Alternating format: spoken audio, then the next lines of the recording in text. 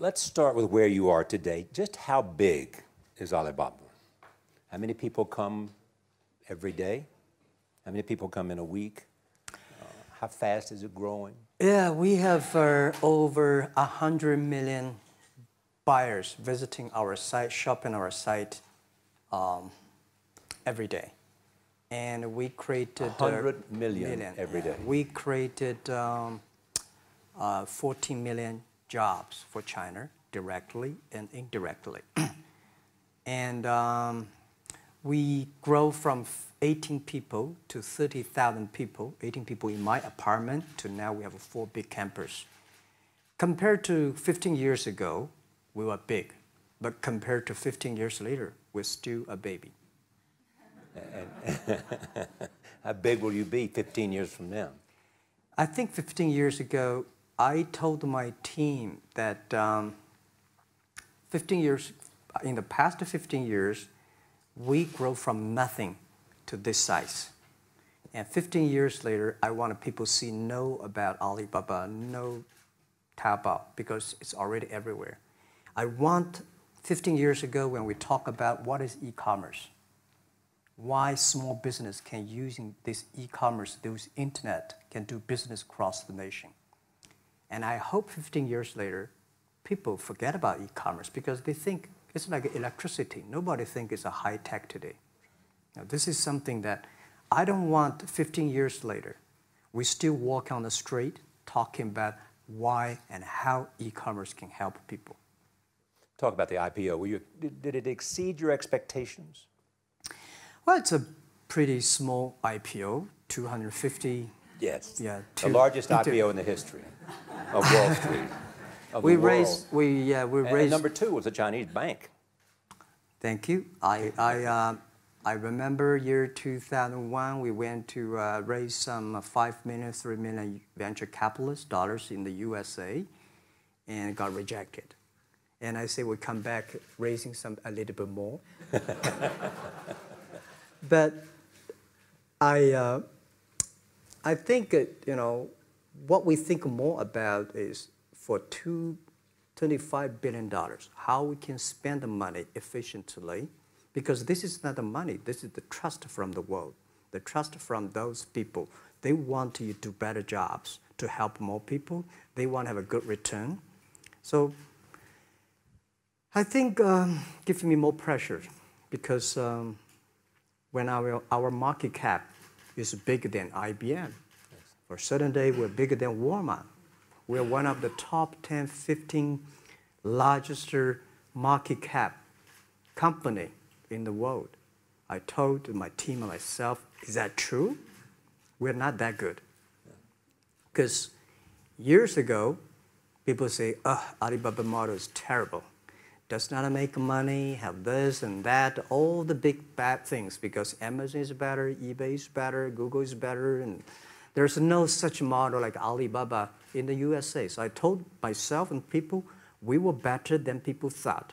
But today, when we are that big size, I said, no, we are not that good as people thought. We're just a company 15 years old. Average age is 27, 28 years old, young people. We're doing something that human beings have never tried. So I want to talk about the future. Let me take you back to when you were born in Hangzhou, where the headquarters still are. Yep.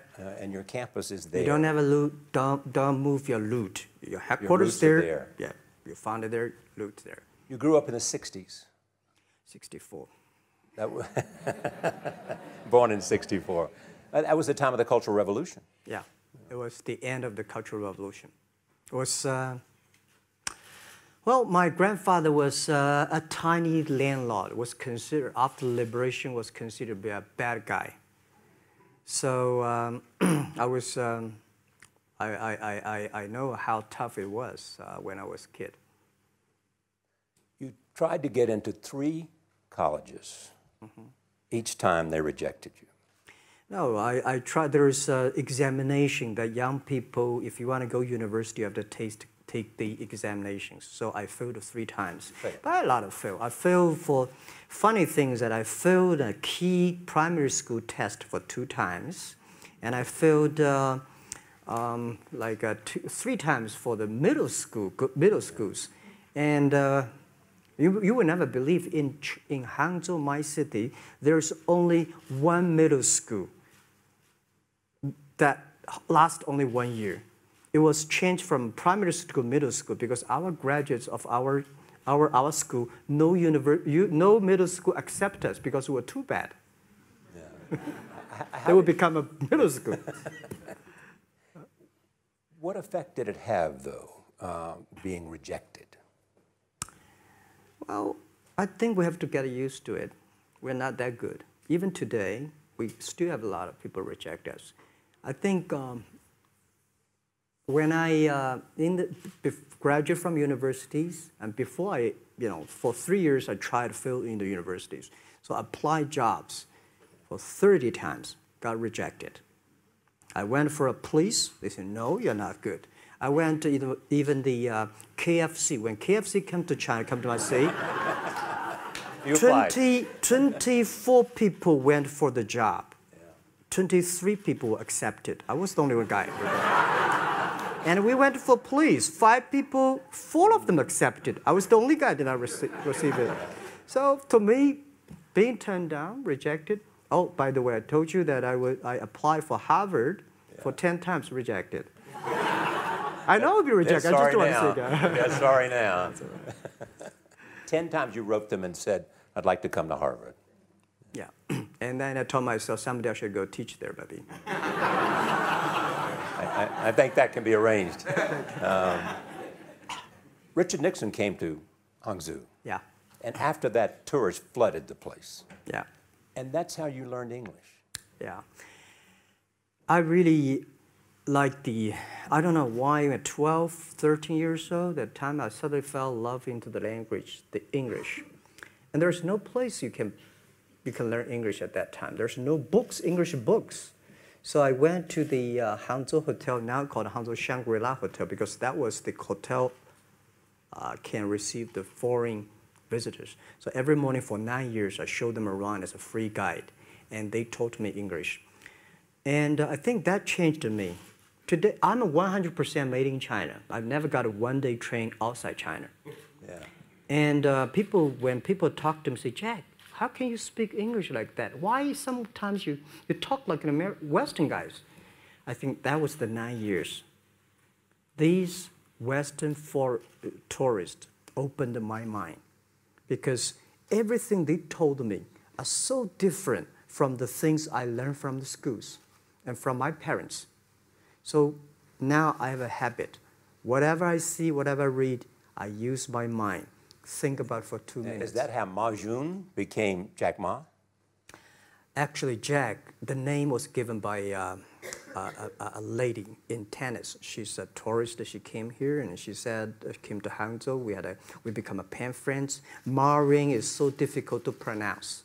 So she said, do you have an English name? I said, don't. So can you give me an English name? She said, okay. She said, my father called it Jack. My husband called Jack. What do you think about Jack? I said, good. So I've been using that for that many years. Yeah. First visit to America, 1995? 1995, yeah. I come here for a project helping the local government to building up a highway. And you tried the internet? I tried the internet in Seattle. And in a building called the U.S. Bank. I don't know whether the U.S. Bank is still there or not, but it's a building. And my friend opened a small office, which is like only 10% bigger than this room. And there are a lot of computers in there. And he said, Jack, this is internet. I asked, what is internet? He said, search whatever you want. At that time, they used Mosaic, very slow, right? Yeah. And I said, I don't use it. I don't want to type because computer is so expensive in China. If I destroy it, yes, I cannot pay. He said, just to search it. So I searched the first word, beer. I don't know why, because it's easy to spell, baby. And I see beers from Germany, beers from USA, beers from Japan, but there's no beer from China. And I say, okay, type the second word is China, no data. Nothing. Nothing. And I said, 1995. 1995, no data about China. So I talked to my friend, why not make something about China? So we made a small, very ugly looking page called China. It's something like I did a translation agency, we listed on there. It was so shocking. We launched at 9:40 in the morning. 12:30, I got a phone call from my friend. He said, Jack, you know, you got 5 emails. I said, what is email? And they said, these are the things. So people are so excited. Where are you? This is the first time I see a Chinese website on that. How can we can we do something together? So I think this is something interesting. So we should do it. Why did you call it Alibaba? Alibaba? Well, when I started, I think internet is global. We should have a global name. And a name that, interesting, like at that time, the best name is Yahoo. Right? So I've been thinking for many days, suddenly thinking Alibaba is a good name. So I happened to be in San Francisco that day. I did have a lunch, and the waitress came. I asked her, do you know about Alibaba? She said, yes. I said, what is Alibaba? She said, Open Sesame. Good. So I went on the street, asked about 10, 20 people. They all know about Alibaba, 40 Thieves, and Open Sesame. And I think this is a good name. And start with A. Whatever you talk about, Alibaba is always top. You have said before that in creating Alibaba, you had to create trust. Yep. Because people in China were used to face-to-face. Yeah. How did you create trust? I think because we started out doing business on the internet. I don't know you, you don't know me. So how can you do things online unless you have trust?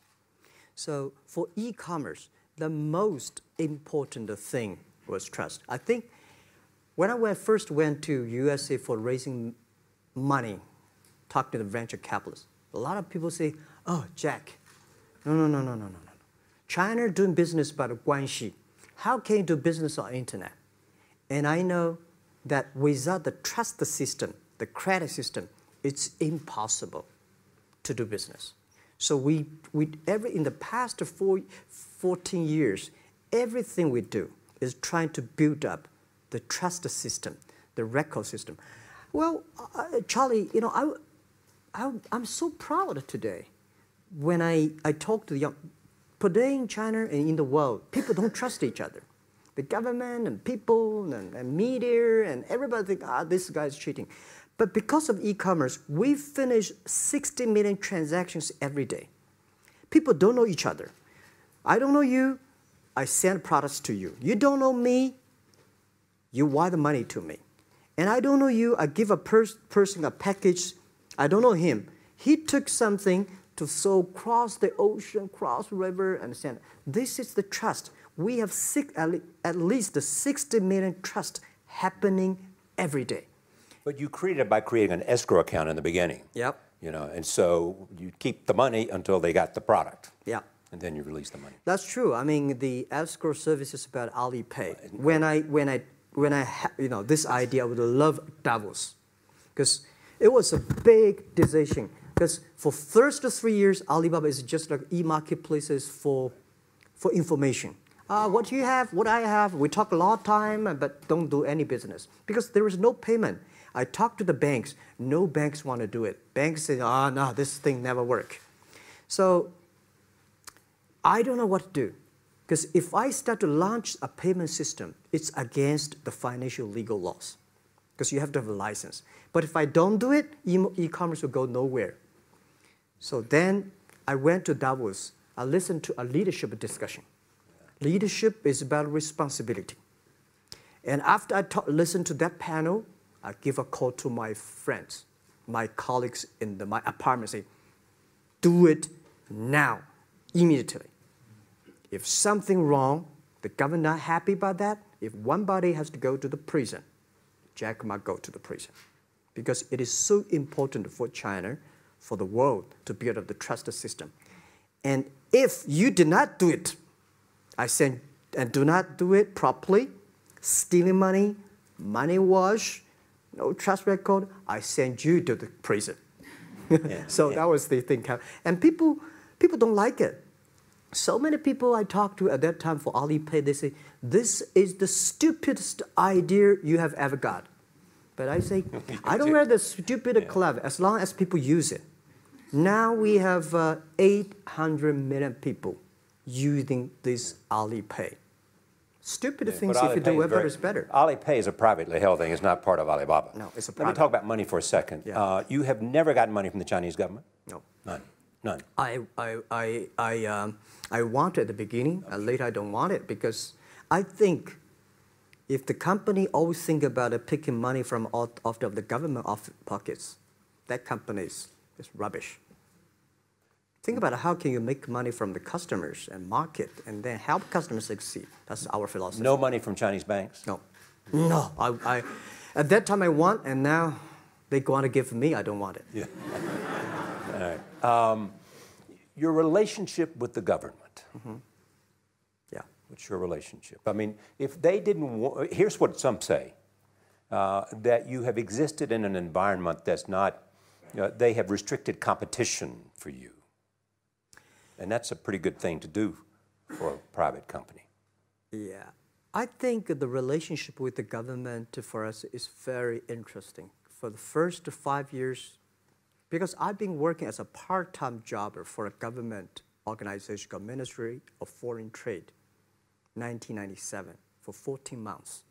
And I learned that you should never rely on government organization to do e-commerce. And I started a business. I told my people and team, in love with the government, don't marry them. Yes. Respect them. And a lot of people say, well, government officers talking about internet, the censorship and this, that, and they worry about.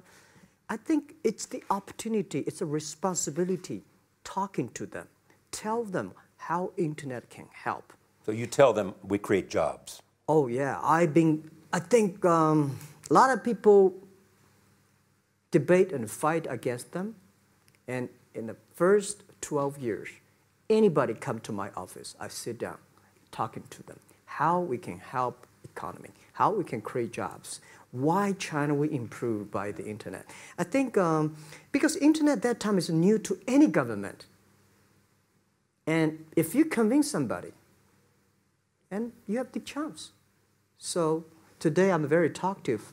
That probably, this is why I talk to so many people. So, I mean, if the government comes to you and asks you to do something for them. Mm-hmm.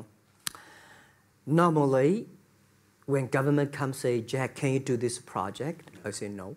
I say no. I can introduce some friends who are interested in doing that for you. But if they continue to want me to do it, I say, okay, I do it, but I don't charge. I hope next time don't come to me again. But recently, we help some government organizations do it. For example, every Spring Festival, the train ticket is so difficult. Hundreds and thousands of farmers work in the cities. In the Spring Festival, they go to the hometown. But when they order tickets on the other way, the whole system crashed for 5 years. So I told my young people, go support them. Don't charge anything.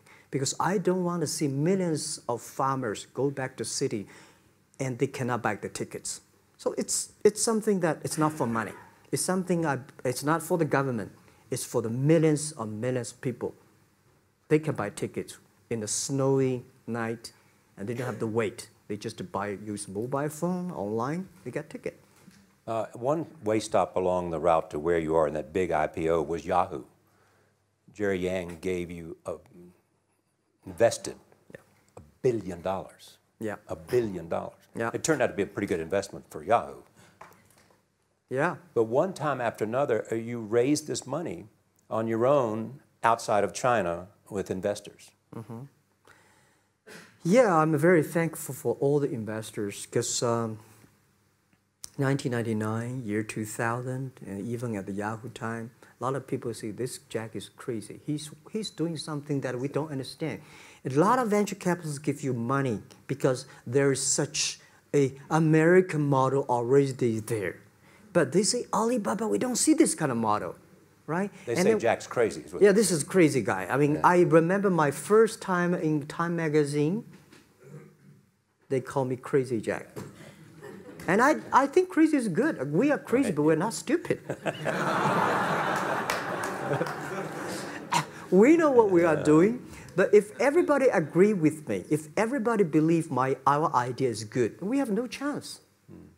So that's the money we raised. We're very thankful. So when our investors make a lot of money, I feel proud and honored. As you know, in the United States, issues have risen about privacy. Yeah. Google and Apple, and questions of whether the government should have access to files. How do you handle that if the Chinese government says you know a lot about people? Mm-hmm. You have transactional relationships with lots of people. Mm-hmm. And they say, we want to see your files. Well, so far, I don't have this kind of problems from Chinese government. And I told them, any government, if you come here for the national security, anti-terrorist, well, anywhere, anti-terrorist, we work together. It's a criminal, we work. But rest of that, no. I said, we are a business. The data is so precious because we don't know how. Because if we give to anybody, it's going to be a disaster. And also about privacy issues. I think, just like hundreds of years ago, people say, I would rather put money under my pillow rather than put in the banks. But today, banks, they're special. They know how to protect money much better than you do. Privacy issues, all these kind of securities, today, we may not have the solutions. We don't have the answer. But I believe our young people have the solutions. In the next 10, 20 years, there will be breakthrough on that. And I'm fully confident on that. Your life is a testament to the idea that nothing is impossible. That if somebody says no, you say it's just the beginning. Where does that come from? Well, at the beginning, I never thought, I thought when I was young, I said, everything's possible. Now I know not everything's possible. When you have something, you have to think about, you have to consider about the others. You have to consider about the customer, society, your employees, your shareholders, society. There are so many things that I think if you continue to work hard, there's possibility. And I just feel that I'm enthusiastic about what we are doing. At the beginning, for the first 5 years, I just want to survive. And 5 years later, I think... That's 2000, from 90... Yeah. But later, I think, wow, so many people's lives changed. I was so excited. You know, for the first 3 years, we made zero revenue. Zero revenue. But we are so excited to continue to work. You know what happened? I remember many times when I go to a restaurant and have dinner, somebody came, when I was trying to pay the bill, the owner of the restaurant came to say, sir, your bill is paid by someone. And the small note say, hey, Mr. Ma, I'm your customer of Alibaba Group, Alibaba platform. I made a lot of money, and I know you don't make any money. I pay the bill for you. Yeah. And I remember one day that I was sitting somewhere in the coffee, somebody sending me a cigar. I don't smoke cigar, but there's a note, thank you very much, I'm your customer. And I remember in the Taobao days, I was at the Shangri-La Hotel in Beijing. When I got on the taxi, the man who opened the door for me, the boy at the gate, he said, Jack, thank you very much. I'm service here. My girlfriend makes more money than I do on your site. And this is something that you know that it's not amazing. If you don't do it, nothing's possible. If you try to do it, at least you have the hope. The revenue comes from advertising and a smaller amount from transactional fees. Yeah. Most of it from advertising. Tiny. Tiny from advertising? Tiny from advertising, tiny from transactions, because we need big mass. Now we have more than 10 million small business power sellers selling our site to everywhere. So the the transactions we have is second after Walmart.